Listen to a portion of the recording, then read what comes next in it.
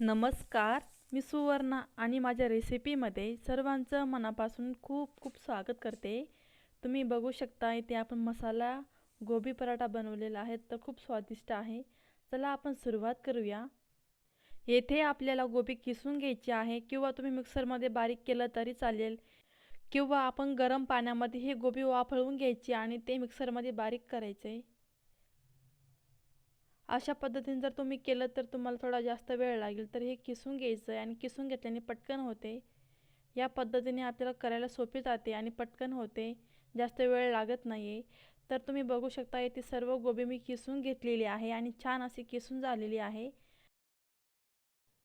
यानंतर आपण ह्या भाजीला फोडणी घालायची, किंवा आपल्याला हे मऊ करण्यासाठी फक्त आपल्याला हे हलकंसं परतवून घ्यायचं आहे. मिरची आहे 2 ते 3 बारीक कट केलेली, एक कांदा कट करून घेतलेला आहे बारीक, आणि हे हलकंसं परतवून घेऊया. फक्त आपल्याला हे मऊ करायचं आहे, जास्त आपल्याला परतवायचे नाही आहे. आता यामध्ये आपण मसाले घालायचे आहे. 1 चमचा जिरं पूड, 1 चमचा धनिया पावडर, 1 चमचा लाल तिखट पावडर आणि थोडीशी हळद घालायची आहे.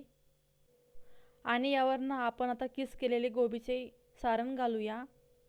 आता हे घातल्यानंतर आपल्याला 2 ते 3 मिनटं हलकंसं असं परतवून घ्यायचं आहे. आपल्याला भाजी शिजवायची नाही आहे, फक्त मंद आचेवर आपल्याला 2 मिनटं असे परतवून घ्यायचं आहे, जेणेकरून थोडंसं ते मऊ होईल आणि आपलं सारण छान असं मऊ होईल. पराठे खाताना दाताखाली कचकच लागू नये म्हणून आपण हे हलकंसं परतवून घ्यायचं आहे.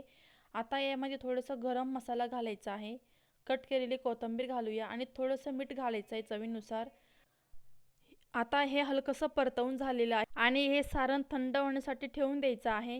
तोपर्यंत कणिक आपण भिजवून घ्यायचं आहे. थोडंसं मीठ आणि थोडंसं तेल घालून आपण हे छान असं घट्ट भिजवून घ्यायचं आहे, मळून घ्यायचं आहे, जेणेकरून आपले हे पराठे फाटणार नाही. आपण हे कमी कमी पाणी घालायचे, जेणेकरून आपलं हे पीठ पातळ होणार नाही. तुम्ही बघू शकता आपले छान असं घट्ट पीठ भिजवून झालेलं आहे. थोडं तेल घालूया आणि छान असं मऊ करून घेऊया. आता आपण हे पराठे बनवायला घेऊया, किंवा तुम्ही 10 ते 5 मिनटं हे पीठ भिजवून ठेवलं तरी चालेल, तर छान मऊ बनते. आपण ज्या पद्धतीने आपण पुरणाचे सारण भरतो किंवा पुरणपोळी लाटतो, त्याच पद्धतीने आपल्याला हे सारण भरायचं आहे आणि पोळीसारखं आपल्याला लाटून घ्यायचं आहे. आता तुमच्या आवडीनुसार तुम्हाला जर पराठा जाड हवा असेल तर तुम्ही जाड ठेवा किंवा पातळ ठेवा, तुमच्या हिशोबाने तुम्हाला करायचं आहे.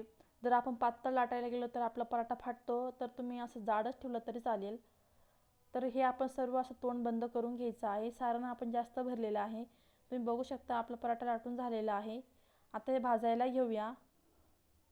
तव्यावरती आपण तूप घालायचं आहे चमचाभर आणि हे भाजायचं आहे. दोन्ही साईडनी छान असं तूप लावून घेऊया आणि भाजून घेऊया.